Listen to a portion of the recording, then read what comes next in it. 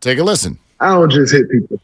Dialogue, of course, happens over time, and you usually ain't just triggered by something like that fast, to that degree. You know what I'm saying? Like, this is a team. You know what I'm saying? Like, ain't nobody on my team triggering me, in an instant. We know stuff that you don't say amongst men. You know what I'm saying? We know things that you have to stand on. Well, so you think to yourself as a Warrior fan, why? Why? Why today? Why say that? Why go there? I know that's what everybody feels, but again, that's what sort of leads to our question. At least my answer is because that's what Draymond Green does. And this sometimes, I think for some sports fans, this matters more than others. I think for some markets, it matters more than others. We had a caller call in earlier today, Dibs, who was like, I don't give a rip what's going on outside of the game. Give me those 4 quarters, win the game. That is the only thing I care about. I think in the San Francisco Bay Area, we care about it more than most other markets in terms of who you are, how you conduct yourself, all of that. But the bottom line is this. It can be difficult when sports and your team ask you to root for somebody that you don't like. So we all have a pretty good impression of Barry Bonds, I think. Rest of the world thought we were nuts while that was going on. Well, the reason why we had a pretty good impression and a pretty good opinion of him was because he was unbelievably good for our team. Mm-hmm. And Draymond Green falls under the same category. He's been unbelievably good, for the most part, for a team that's won 4 championships, for a team that was the laughingstock of the NBA for the majority of my life. Now, I was alive for the Rick Barry run in 75, but I was only 7 years old, not even 7. So I don't really remember those games, and they weren't on TV, and there was no social media to brag about it. So I don't even really count that as having happened in my sporting life. I count my sporting life as being, about 8 years old, somewhere in there. Yeah, I do remember being the Ed Halicki no-hitter in 1975. I was there, and I was 7 years old. I have a faint memory of that day, more from the stories that my brother and dad would tell than actually, pitch by pitch for that game. But what Draymond Green has done with this Warrior core is something that will never be duplicated. So because of that, yes, you give a player like that. If the Warriors had never won anything, would you still feel the same way about Draymond Green? Oh, no. And think about Mike Dunleavy. No. There are Warrior fans who don't like Mike Dunleavy Jr. because he was drafted too highly and he was never really good for this team, a team that was god-awful. If you act a fool and don't win, they will turn on you. A.J. Pierzynski, Hunter Strickland, and these people did way less talking and certainly punching than Draymond Green. But yeah, if you step out of line and do it within the framework of losing, of course a fan base is going to turn on you. And I also think this. I think sometimes it almost makes us feel a little guilty because we're so addicted to a good team that we'll turn a blind eye to almost anything. Has anybody called today? People are annoyed by Draymond. Has anybody called and said, no, I don't accept him? Or he's got to go. Or anything even close to that. You're right. And Not yet. I mean, I heard a couple callers earlier today. We've seen some comments, but no, very few people feel that way. Even I, who is probably more upset by this than most people, because I've not never, but it's been a long time since I've been a Draymond Green fan. Yet he plays for my favorite basketball team. So I have to, every time I watch the Warriors, I have to put aside my dislike for Draymond Green, the talker, the puncher, the bully, and I have to appreciate, or I choose to appreciate what he is as a basketball player. He's an unbelievable force on offense. He's a point forward. Don Nelson must love watching him play because that's the player that he always dreamed of having. Yeah, he's a coach. He's a coach on the floor. Coach on the floor. He's a point forward. And, he can't really shoot the three, and there's a lot of things that he doesn't do. But the one thing that he does do is win championships. And I could close my eyes and think about the 4 parades. I have been in 2 of them. One of them I was at, just, broadcasting, but not I was on the float for 2 of them, Mark. It's a couple of the greatest days of my life. Mm-hmm. I'm not on the 95.7 The Game float drinking Bud Lights with Low Neal if Draymond Green is not on this team.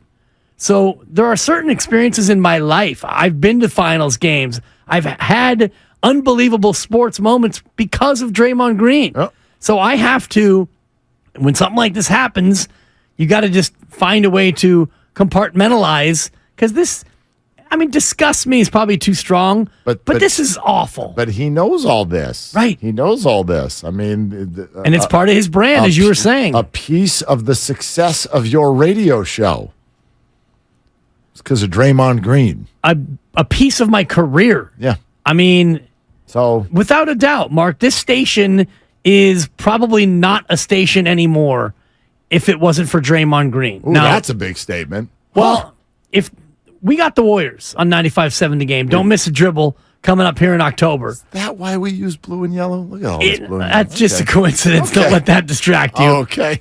At the time that we got the Warriors on our station, I think it was after the first title, and then they went on to be a dynasty, and our station has, not coincidentally, also become a dynasty in the making. But if we, let's just put it this way. If we just had the A's, and we didn't have the Warriors, we'd be playing... Sell the station. Sell the station. Sell the station. So that's not lost on me. Yeah. And I know it's Steph and Clay and Steve and Bob and Joe and Peter and all the rest of it. It's not only because of Draymond, but the Draymond Green Golden State Warriors era has led to a lot of tertiary benefits in my life. 888-957-9570. How about a little Matt in San Rafael here? Hey, Matt, thanks for calling. What you doing? It's Mac, MHC. Hey, listen, sorry, Mac. You need to know something. Hit me. Okay, Dibley's absolutely right. The only way to stop a bully from getting in your face is to stick a fist in it. And I'm telling you, anybody that's grown up in an inner city knows that.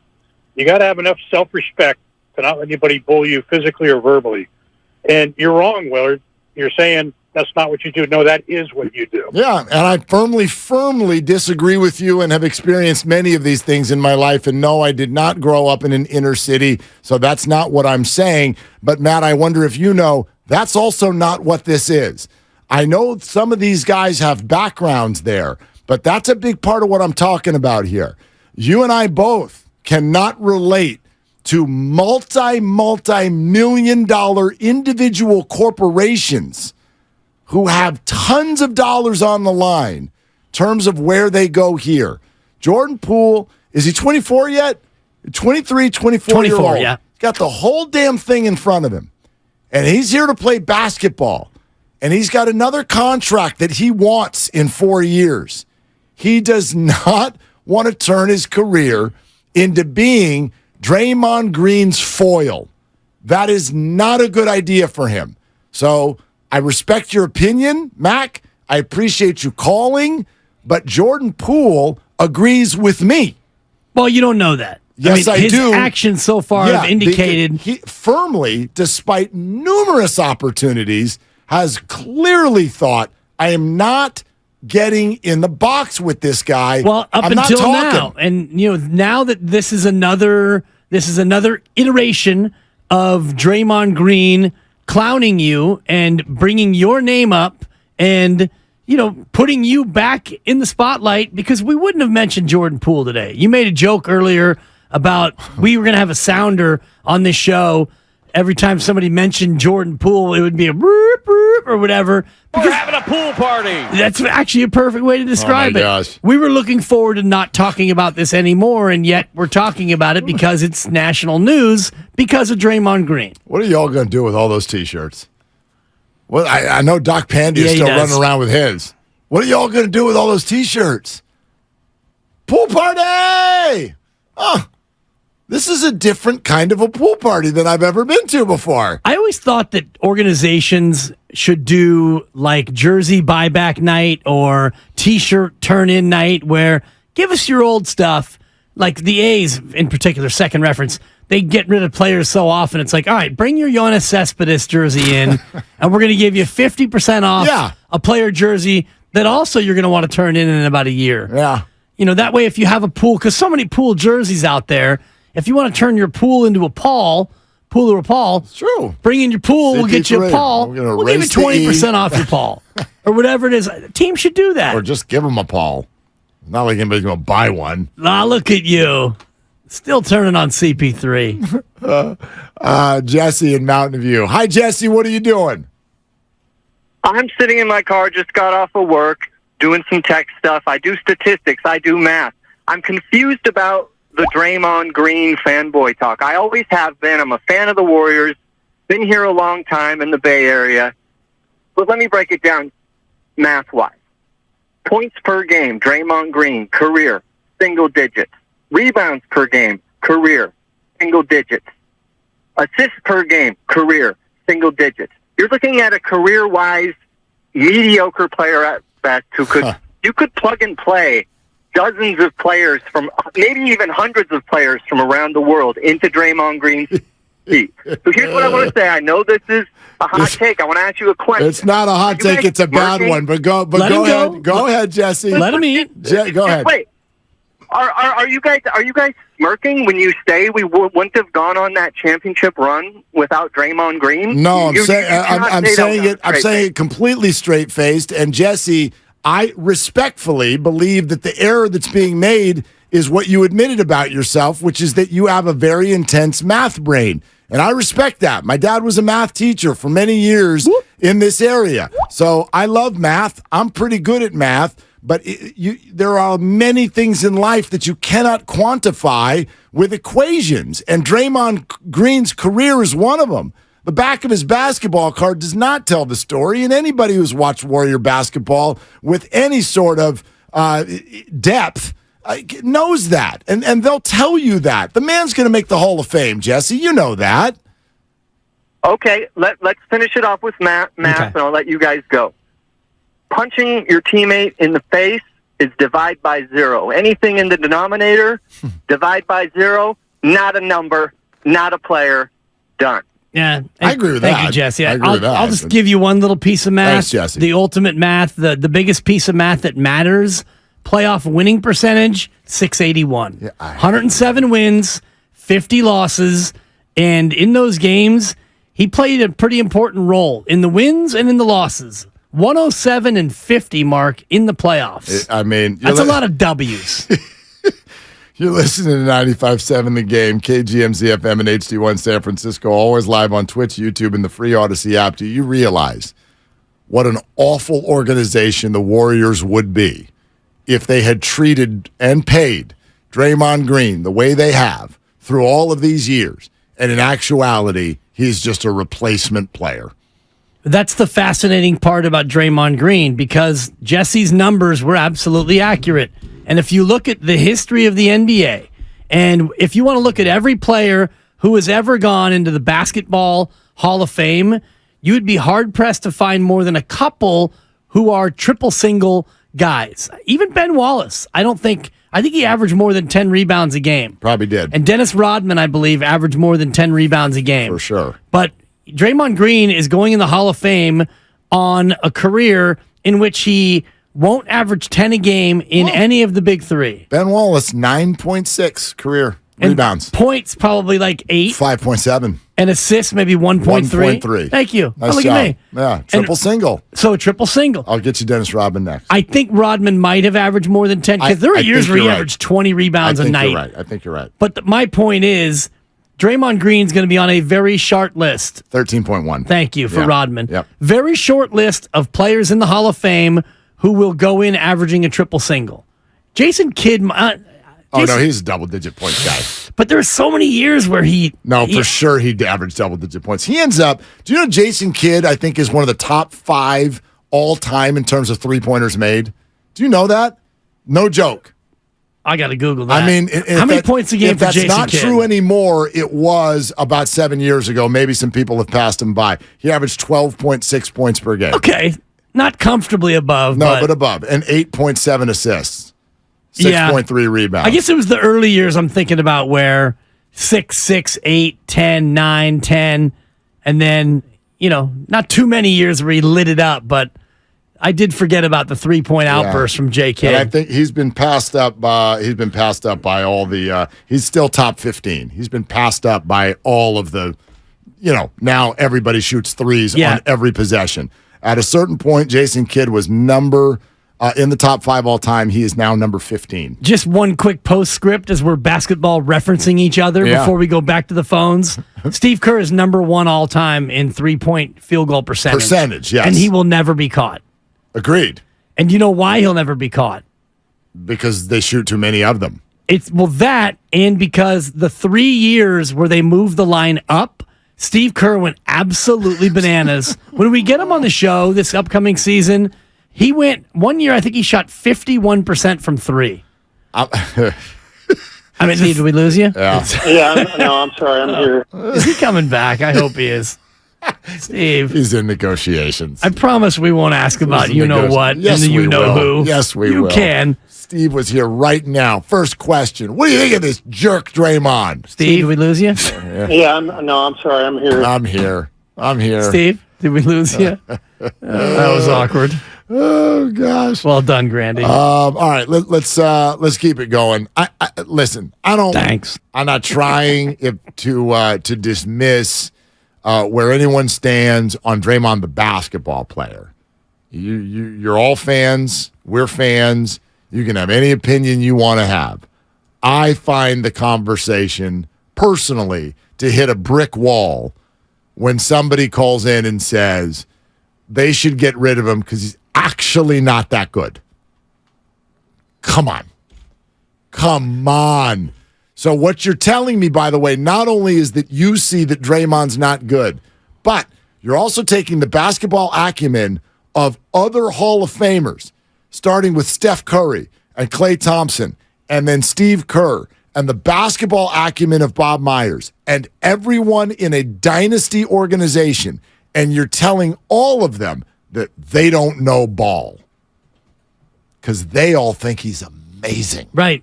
And as I mentioned... So I don't know what to say to that. Well, and I don't know how you have a guy play the amount of minutes that he plays in 157 playoff games. 157 playoff games. That's almost 2 full NBA seasons, and he's able to win 107 of them, Mark. Now, are they carrying him through 107 playoff victories? Is that what's happening? Look, he makes all kinds of mistakes. His personality can be very, very difficult. All these things are true. Draymond's a very good basketball player. He's a very good basketball player. When his star started to grow, Jerry West one time sat down, and this is when Jerry was still working with the Warriors, and talked about the things that Draymond does on a basketball court, and said, and I quote, if he's not a top 15 player in this league, then I don't know what one is. That's from the logo.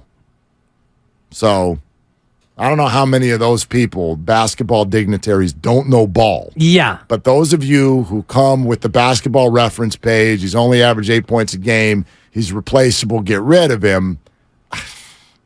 Well, there's a couple different things to it because I don't know what to do. In the playoffs, his points per game goes up by 3, his rebounds a game go up by 2, and his assists a game go up as well. Mm-hmm. So what that tells me is 2 things. 1, he's an incredibly clutch player, and 2, there's a lot of times where he doesn't play hard. Well, I would say maybe they lean on him more in the playoffs because in the playoffs, I would say he cares more. Yeah, well, and this is a man who said that. I don't get up for games in March in Oklahoma City. Yep. And Steiny made the point earlier. I thought it was a good one. How he quit on the team in the year where Steph got hurt and Klay was already out. And he basically said that. He said, I'm not playing with this group. By the way, that's not always... He was out. Yeah, but that's not always been him. That is something that has happened once you've won a bunch of rings and your place in history is complete. And that's not to defend it, but if you do look at the way older players in their 30s who've won rings handle themselves, they don't feel like the right thing is to go full bore all year long. Here, the Lakers are over here right now sitting down and scheduling the days off for LeBron James and Anthony Davis because you can't do it. You can't be, I'm going to play 82 games and bust my butt every single night. They can't do it. Well, he played 73 last year because it was a contract year. So I wonder, and this again, I was from Steiny, and I agree with it. I wonder what this year looks like now that he's paid in full, and they're going to load manage everybody. So I would imagine Draymond, if healthy, is going to rest on that 60 to 62 games level. Don't let him win another bleeping championship. Right? I can't wait till that quote's coming. That's coming. That's in October. Well, and it's the Warriors Invitational. Scheduled for October. Right. Scott in San Rafael. San Rafael's on fire. What's up, Scott? You're on with Willard and Dibs. What are you doing? Scott, you there? San Rafael no longer on fire. Let's go to, it's Grandpa Daddy in Hayward. What's up, GPD? What's up, guys? I just, end of the day, I just pulled up to the Mexican, this restaurant in Hayward, on Hesperian, getting ready to go in there and have a Cadillac margarita with my homeboy, and I've been listening to you guys. Appreciate you, GPD. Margarita sounds good. I like a Cadillac, too. It's got that extra little something in there, right? Grand Marnier. Thank you, that's what it was. Grand Marnier up in there, baby. But listen, statistics can't, you can't quantify it with statistics. Everybody needs a junkyard dog. That's why they have Dennis Rodman. Draymond Green, he's a junkyard dog for us, and he's good. You can't quantify you can't quantify that. But listen, I've been in the hood. I came out the hood. I'm a businessman now. I'm a grandpa daddy. Got 2 kids like you, Dibs. You know what I'm saying? I got a 4-year-old and a 2-year-old and a young wife. And I'm going to tell you, I'm a legit businessman now. Been in the hood, been there, done that. What he did was wrong. You don't hit a youngster like that. Period. Of course. You don't go on. And then you don't go on social media and talking crap. That's just, yes, you do. See, this is what I separate. Man. And Grandpa Daddy, enjoy that margarita, man. Let that thing sink in. Maybe have 2, although you got to work in the morning. But here's the thing. This is where the conversation for me gets kind of intricate. No, you don't punch anyone. You don't punch a teammate, the young fella, whatever angle you want to take on this. Obviously, Draymond's out of line there. But then when people go, and you don't go talk about it. Well, you do if you're Draymond. Yes, you do. That is your job. It's not the one the Warriors hired you for, but it's your side gig, and it's your future gig, and it's also who he has told us at every point he is. And as a Warrior fan and the Warrior organization, you've got to decide at every stage whether you accept that or not. And the Warriors do, maybe even to a fault. I mean, all of the things that have happened, how many times have they suspended him? Once? Yes. One time. Not for wanting to fight the head coach, not for punching Jordan Poole in the face, not for getting your own self kicked out of an NBA game. That suspension came from the league, not from the team. It came from when he used the B word, the very B word that he is intimating that Jordan Poole called him. He used it at Kevin Durant, one of the stars of the team, and then the Golden State Warriors had to step in and suspend Draymond Green for 1 game for using the same word that was used on him that led him to punch Jordan Poole. I just feel like we have to accept this. When it comes to professional sports, those teams focus every decision around one thing. Doing what's right. Winning. Yeah, exactly. Winning. Yeah, you're right. Why did Draymond get suspended for talking to Kevin that way? Because Kevin was the back-to-back NBA Finals MVP, and you don't do that to him. If you had done it to Leandro Barbosa, nobody would have cared. Nobody would have cared. We might have. Talk about it a little bit, but it's not like that. That's just the reality of this. So that's kind of why I settle on. And as a fan, you do have a right. Like you can root for whoever you want to root for, and you are absolutely in your right to be mad at the team. So the fact that the team has supported Draymond, if you don't support that, you're allowed to do that.